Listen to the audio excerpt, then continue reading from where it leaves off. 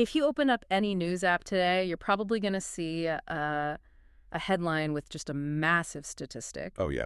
Constantly. Right. Something like, I don't know, 2 million people displaced by conflict, or a record-breaking hurricane causes billions in damage. Yeah, the numbers are just staggering. They really are. And here is the strange thing about the human brain. It actually cannot process numbers that large. No, not at all. We see 2 million and we just go numb to it. It just becomes cold data. Yeah, absolutely. But how do you actually make sense of an era that feels like it's defined by these constant, overwhelming crises? Because from, global migrations to pandemics that literally shut down the globe, the 21st century has just been relentless. It really is a barrage. I mean, it's nonstop. And normally, to make sense of all this, we rely on historians or sociologists. Right, the academics. Exactly. We wait a few decades for the dust to settle, and then we look for the data, the charts, the macro trends to tell us what happened. But like you just said, the data strips away the humanity. It completely sanitizes it. It really does. It doesn't capture the sheer panic of an evacuation or the specific, crushing isolation of a lockdown. It just gives you the math. Which brings us to today's deep dive. We have a really fascinating set of source materials today. It's a proposal exploring the poetic works of Dr. J.P. Linstroth. Yeah, this is a great one. Specifically, we're looking at 3 of his collections. The Forgotten Shore from 2017, Epochal Reckonings from 2020, and the poetry section of his 2022 book, Swimming in Blue Shadows. Which is a highly unusual set of sources to tackle global crises, mostly because Linstroth is not your typical poet, just writing flowery verses in a quiet cabin somewhere. He is a formally trained anthropologist. And that is exactly our mission today. We are going to figure out how an anthropologist uses poetry as a deliberate tool to document the zeitgeist. Exactly. We want to extract the shared themes across all these collections and discover why these poems might actually serve as a more vital, visceral record of our times than a stack of peer-reviewed journals. Okay, let's unpack this. Let's do it. To really understand why these poems work the way they do, we have to understand the mind of the person writing them. I mean, why is an anthropologist using line breaks and metaphors instead of spreadsheets? Well, his background completely informs his method.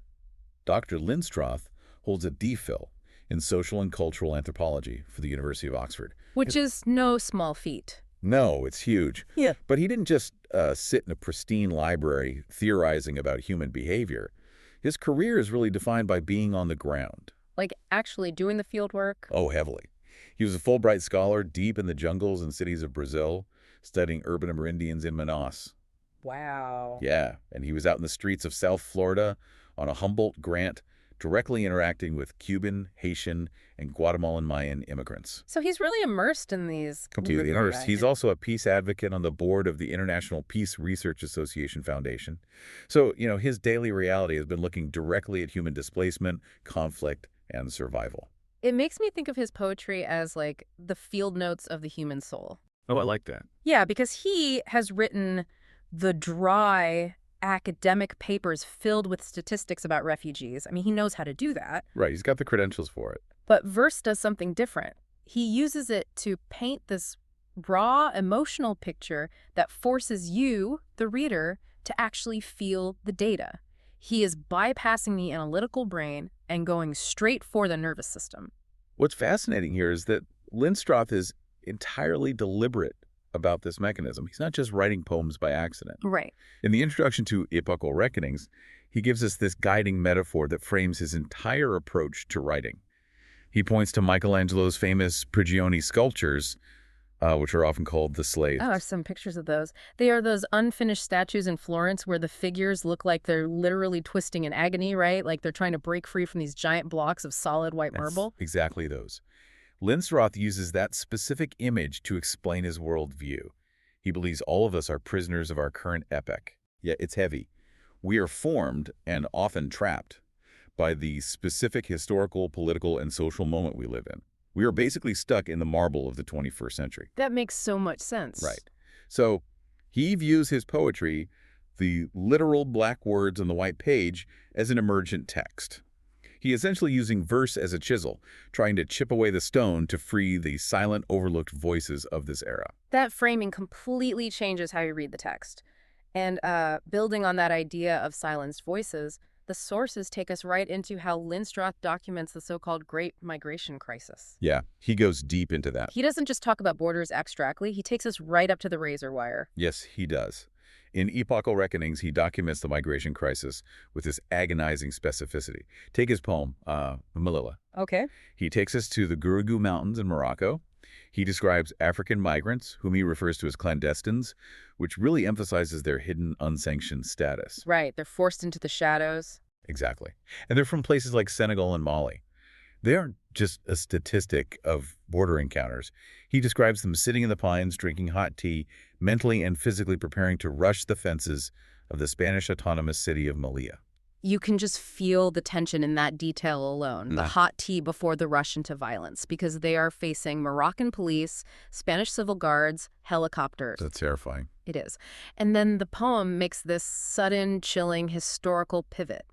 When he describes migrants crossing the choppy Mediterranean Sea in overcrowded black rubber rafts, he explicitly links their desperation to the Igbo landing of 1803. And that is where the anthropologist really steps in to provide context. Yeah, explain that for a second. For those who might not know, the Igbo landing refers to a mass suicide of enslaved West Africans off the coast of Georgia. They actively chose to drown themselves in the sea rather than submit to slavery in America. That's just heart-wrenching. It is. And by invoking that specific event in a poem about modern migrants in rubber rafts, Linstroth is arguing that the current crisis isn't happening in a vacuum. It is the compounding of centuries of historical trauma. It completely recontextualizes the headline. I mean, it changes everything. It really does. He then takes that exact same lens to the Middle East in the poem Harab, which translates to escape. He depicts the ghost cities of Homs and Aleppo in Syria. The imagery there is just devastating. Yeah, but again, he avoids the generic language of a news broadcast. He describes the cities as heaps of gray and white concrete dust, just completely hollowed out. You can physically feel the claustrophobic terror of the refugees fleeing across the agency. Yeah. And then he turns his attention to Myanmar in the poem Across the River Naf. Right. This poem covers the Rohingya genocide, and it perfectly illustrates how an anthropologist uses a micro detail to explain a macro tragedy. That's a great way to put it. He describes the Burmese military descending like predators, forcing the Rohingya to flee for their lives. But the detail Linstroth focuses on is the fleeing women lamenting the loss of their yellow Thanaka face paste. Wait, out of all the horrors of a military crackdown, why focus on a cosmetic face paste? Well, because to an anthropologist, it's never just makeup. Okay, fair point. Thanaka paste represents ritual, community, and normalcy. It is a fundamental marker of their cultural identity. Ah, I see. When you flee a genocide, you don't just lose your house, you lose the daily rituals that make you who you are. By focusing on the face paste, Linstroth highlights the death of a culture alongside the death of the people. Wow. A statistic of 10,000 displaced completely ignores that micro-death. I see the power in that for sure, but I have to push back for a second. Sure, go ahead. When you have an Oxford-educated scholar dropping into all these different cultures and tragedies, Syria, Myanmar, Morocco, how does he avoid this feeling like, I don't know, poverty porn? That's a very fair criticism to raise. Right, like how does he keep it from just being a privileged academic observing other people's misery for his own artistic fodder?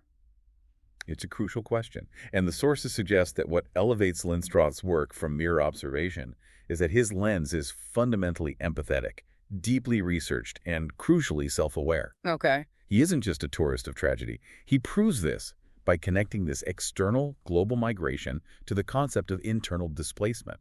He shows that you don't have to cross an ocean to be a refugee. You can be an alien in your own land. Like the poem Manaus, which draws directly from his fieldwork in Brazil. Precisely. The poem features an urban Amerindian man celebrating the Dia dos Indios, the Day of the Indian, in the massive concrete city of Manaus. Right. This man paints his face with red uricum paste and black geometric lines for a traditional tokandera dance. Mm-hmm. But the people at the city bus stop are just staring at him as if he is a foreigner. He is standing in a city of 2 million people, completely surrounded by concrete, and he is longing for the blue shadows of the jungle. The poem says he misses the call of the harpy eagle and the shadow of the jaguar. The isolation there is palpable. It is. Think about that for a second if you are listening. Have you ever felt entirely out of place in the city you supposedly call home? That feeling of being trapped between the modern concrete world and a deeper, older identity is a profoundly isolating type of displacement. It really is. Here's where it gets really interesting, though. We've been talking about international borders and the Brazilian Amazon, but Linstroth shifts this exact same anthropological seismograph to domestic soil. Yes, he brings it right home. The epochal reckonings he documents are just as prevalent in the United States. He treats America as another field site for his observations. It's true. He offers a stark accounting of both natural and man-made disasters that have fundamentally reshaped the American psyche. He tackles 9/11 in a poem called The Towers. And again, look at the specific language. He describes the pre-attack Twin Towers as two perfect silvery medallions against a cobalt sky. It's a beautiful image. It is a pristine, almost mythological image. But when they fall, the tone violently shifts. He writes that the sky is ruined that day forever. And he doesn't just describe the dust cloud. He evokes Dante's Inferno and the nightmarish, chaotic paintings of Hieronymus Bosch to describe the survivors. Yeah, the imagery is horrific. He watches them emerge covered in this apocalyptic white ash. It's an unfathomable trauma that he anchors in classic, hellish imagery. And then the seismograph spikes again just a few years later with Hurricane Katrina. In the poems Hurricane and Katrina, he captures the total systemic failure in New Orleans. He doesn't just describe the wind and the rain. He zeroes in on the unbearable, suffocating heat inside the Superdome. Right. He focuses on the failing levees as a failure of the state to protect its people. And this is where his background in studying power dynamics really shines. There is a specific stinging indignation in that poem about the media's reaction. Oh, absolutely. He highlights how the victims of the flood, who were American citizens, I mean, many of them, Black Americans who had lived in New Orleans for generations, were suddenly being labeled by news anchors as refugees. That is the anthropologist examining language as a weapon. Exactly. By applying an international term like refugee to domestic citizens, the media and the government were essentially stripping them of their national belonging. It's so insidious when you think about it. It is. It implies they are outsiders, which makes it psychologically easier for the rest of the country to digest the government's failure to rescue them. It is a chilling observation about how quickly citizenship can be linguistically revoked. It really is, and he tracks the same sense of fractured American identity straight through our political and social timelines. Oh yeah, he covers it all. He documents the infamous butterfly ballots of the 2000 election and second millennia ballot. He captures the historical weight and the complex promises surrounding the 44th president in the poem Change. And he documents the deep, venomous divisions of the 2016 election and forebodings. He is essentially charting the escalation of American polarization. Yes. And just to jump in here for a second, because we are talking about highly charged political figures like Bush, Obama, and Trump. Our goal today isn't to take a political side or endorse any of the specific views found in these poems. Right, absolutely not. We are entirely neutral here. Completely neutral. We're purely looking at this through Linstroth's lens to see how a poet uses verse to impartially document a deeply fractured, chaotic American electorate. We're just looking at the documentation itself. That is an important distinction to make because his goal isn't partisanship. It's documentation of the society in crisis. Exactly. And that crisis extends well beyond elections. The poems document the open wounds of racial violence and mass shootings. Yeah, that part is heavy. He writes about the deaths of Trayvon Martin and Trayvon and Michael Brown and Mr. Brown. He writes about the school shooting in Parkland, Florida. He uses the poetry to freeze these moments in time, ensuring that the grief and the anger aren't just swept away by the next day's news cycle. It's vital work. And having covered these massive global migrations and national American traumas, the deep dive zooms all the way in. We really narrow the focus. Yeah, we move from the macro to the deeply micro in his 2022 collection, Swimming in Blue Shadows. And just a quick note on the sources for you listening. This specific book actually contains both short stories and poems. Right. But based on the request we received, we're exclusively focusing on the poetry today. Yeah, just the poetry. And the title of this collection, Swimming in Blue Shadows, is highly symbolic and incredibly evocative. It's a great title. It really is. Think about what it feels like to tread water in the open ocean. You can't see the bottom. The blue shadows represent the nearness of death in all its nebulous hidden guise. Oh, that's eerie. Right, like a predator could be circling just below the surface, obscured by the dark blue water. Linstroth is suggesting that in the 21st century, we are all essentially swimming in death's hidden shadows, whether we acknowledge it or not. And the predators in those shadows are hypermodern. He tackles the COVID-19 pandemic in the poem Virus, capturing not just the staggering death toll, but the unnatural isolation of it all. Yeah, the collective loneliness. Exactly. He warns of the cold, calculating indifference of artificial intelligence in a poem called Machina. He sketches the grim, endless reality of the U.S.-led war in Afghanistan.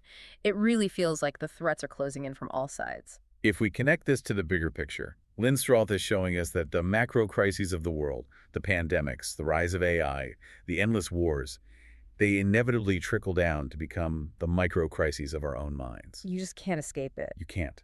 You cannot live in an epoch defined by trauma without absorbing it. He explores this deeply personal toll in poems like Winterleaf and Lost Love, which deal heavily with depression and the death of a relationship. So the global winter becomes a personal winter. That's beautifully said, yes. There is also a poem called Boarding Up My Heart, which channels a profound existential loneliness. He writes it through the lens of Native American activist Dennis Banks, exploring the multi-generational trauma of Native American boarding schools. Yeah, that one is devastating. It is just heavy, heavy stuff. Which leads me to ask, well, if we are all just prisoners of our epoch, trapped in the marble, like you said at the beginning, if we are just treading water in these blue shadows with pandemics and AI circling beneath us, is there any oxygen left? It can definitely feel suffocating. Right. Is there any actual hope in his work, or is it just a grim accounting of our doom? It is definitely there, but it is a defiant, hard-earned kind of hope.